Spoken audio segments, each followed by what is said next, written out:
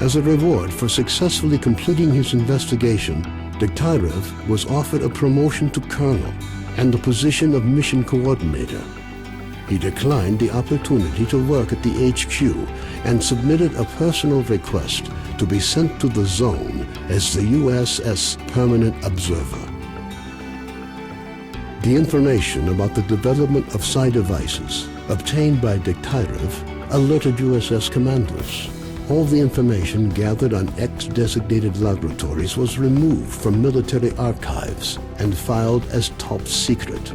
All personnel working in the zone were ordered to prevent the disclosure of information about the laboratories at any cost. Several experimental samples were made on the basis of technical documents for Item 62.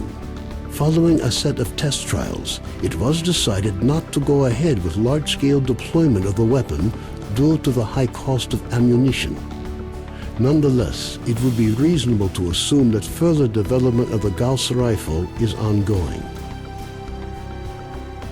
Sultan and his gang left the Skadovsk to do their shady business elsewhere after their attempts to capture the ship failed. The ensuing feeling of relative safety among stalkers led to a massive increase in the number of artifacts sold to Beard, causing his business to boom, while the formerly quiet Skadovsk bar became as popular as the famous 100 Rods bar, despite being almost in the center of the zone. Following the destruction of the Bloodsucker lair, it's unlikely that anything could significantly change the state of affairs on the Skadovsk. The old ship became a temporary center of stability in the ever-changing world that is the Zone. A fragile balance was reached between freedom and duty squads at Yanov Station. Tired of the endless struggle, fighters of both factions started leaving their squads and joining the Free Stalkers.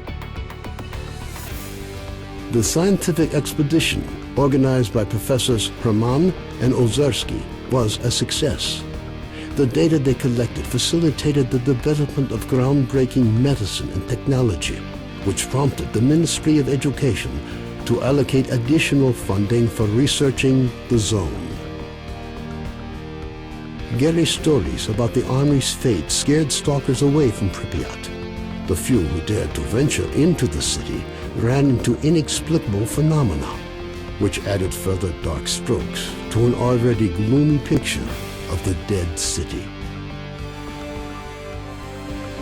The legend of the Oasis stopped being a legend. The identity of those who managed to find the way to the secret anomaly became an increasingly regular topic of conversation among stalkers. Despite this, the number of adventurers trying to find it remained high, something the bandits were quick to take advantage of, with constant offers to lead stalkers to the Oasis, which usually ended in muggings at a safe distance from stalker camps. Organized mercenary squads continue to be active in the zone. Their interest in the secret laboratories is becoming increasingly difficult for USS operatives to ignore. Attempts to establish the identity of the client who hired the mercenaries proved unsuccessful. The area around Yanov Station continues to attract growing numbers of stalkers. The lack of dangerous mutants and abundance of anomalous areas have led to the area being referred to as a treasure trove with increasing regularity. Zulu returned to duty's main base at the Rostock plant. Nobody knows what he discussed with the leader of duty, General Voronin, but several days later he was spotted at the head of a large squad on its way to the center of the zone.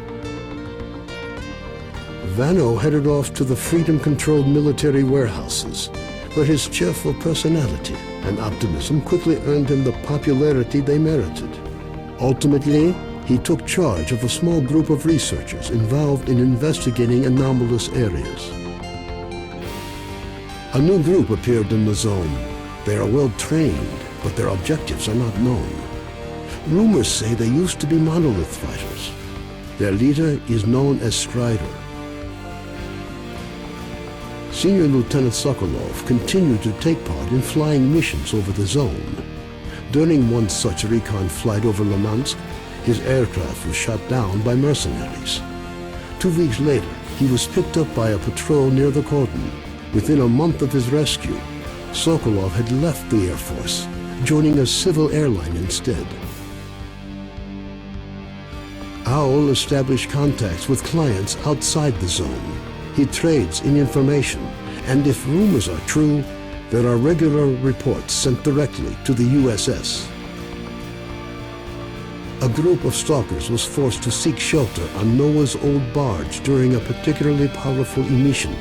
When the barge was attacked by a horde of snorks afterwards, stalkers were forced to concede that the barge was as good a defense against mutants as anything they'd seen. Even more astonishing was a litter of pseudo-dog puppies that Noah himself led into battle against the snorks. Having found out about his friend's fates, Carden gave up dreams of a stalker career. Having overcome his alcoholism, he moved to Yanov, where he partnered up with Nitro to set up a full-service repair shop. Both technicians gladly devote all their spare time to building a vehicle that could operate in the zone. S.T.A.L.K.E.R passed on the information he obtained on his trip to the Chernobyl NPP to the USS commanders. This prompted the government to create a scientific institute for research of the Chernobyl anomalous area. S.T.A.L.K.E.R took up the position of chief scientific consultant to the institute. When Colonel Kowalski, commander of the Stingray Group, returned from the zone, he was forced to explain the reasons for the failure of Operation Fairway. Following a dragged-out investigation and the brass's failed attempt to make him the fall guy, the colonel was finally given an honorable discharge.